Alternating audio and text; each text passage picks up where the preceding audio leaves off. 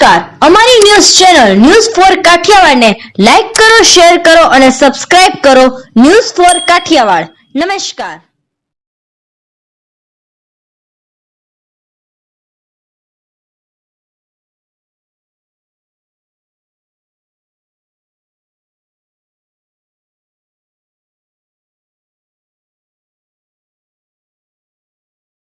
Junagadh Somnath highway પર આવેલ ગાદોઈ ટોલનાકા પર માથાકૂટનો મામલો.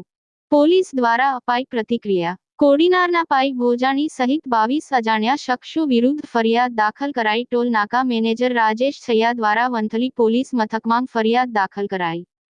રાયોટિંગ અને 307ની કલમ દાખલ કરાઈ.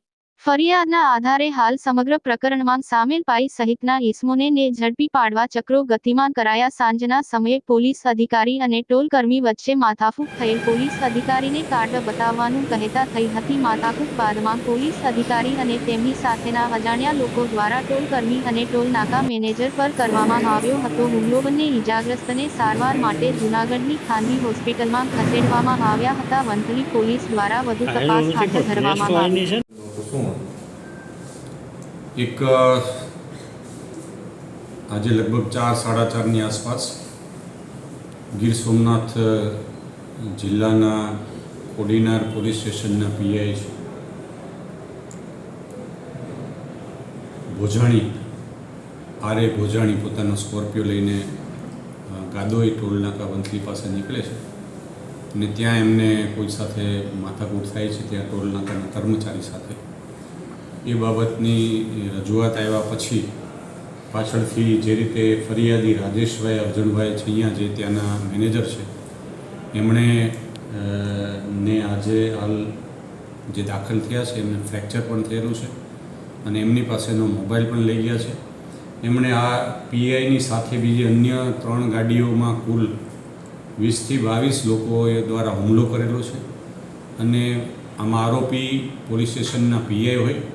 આ બાબતની ખૂબ જ ગંભીરતા લઈ અને તાત્કાલિક વંથલી પોલીસ સ્ટેશનના પીએસઆઈ શ્રી, વંથલી અને કેશોદ ડિવિઝનના ઇન્ચાર્જ ડીવાયએસપી શ્રી સ્થળ ઉપર તપાસ કરે છે અને આ બાબતની ઘટનાની ગંભીરતા લઈ અને અહીંયા જૂનાગઢ ખાતે ઝાંઝડા રોડ ઉપર હોસ્પિટલમાં બંને ભોગ બનનાર દાખલ થયેલા છે. એમની ત્યાંથી ફરિયાદ લેતા એમણે જણાવ્યા મુજબ એમના ઉપર લગભગ 20 જેટલા લોકોએ હુમલો કર્યો છે. આ પીઆઈ આજુબાજુના લોકોને બોલાવીને હાલ એમના વિરુદ્ધ રાયોટિંગ, એમની સાથે સાથે 307 એટેમ્પ્ટ ટુ મર્ડર અને એમનો મોબાઈલ જે લઈ ગયા છે એ બાબતે એમની લૂંટની પણ ફરિયાદ અહીંયા લેવામાં આવેલી છે. સર, કારણ શું હતું આ ટોલ નાકાની એક મેટર? સમગ્ર કારણ એવું છે કે હાલ જે રીતે આ ફરિયાદી રાજેશભાઈ બતાવે છે કે એમને જે ઓળખ કાર્ડ આપ્યાથી જે બોલાચાલી થઈ એના કારણે ત્યાં એમણે એટેક કર્યો. ત્યાર પછી સાથે બધા સંયુક્ત રીતે એને સમાધાન કરવાની પણ ટ્રાય કરી અને પાછળથી એમણે માણસોને આ બોલાવી અને એમને હુમલો કર્યો છે. આ પ્રકારની હકીકત ફરિયાદીએ લખાવી છે અને એ મુજબ અહીંયા વંથલી પોલીસ સ્ટેશનમાં એમના વિરુદ્ધ રાયોટિંગ 307ની કલમ સાથે એફઆઈઆર દાખલ કરવામાં આવેલી છે અને નિયમાનુસાર પોલીસ આરોપી છે એટલે એમને પકડવા માટેની પણ ટીમો બાકીની જે ગાડીઓ છે હાલ જૂનાગઢ જિલ્લાની એલસીબી, એસઓજી અને સ્થાનિક જે પોલીસ સ્ટેશનના અન્ય ટીમો પાડી અને સ્કોર્પિયોની સાથે સાથે અન્ય જે ગાડીઓ કઈ હતી એ કઈ બાજુ ગયેલી છે, ક્યાંથી આવેલા હતા એ આરોપીઓને પકડ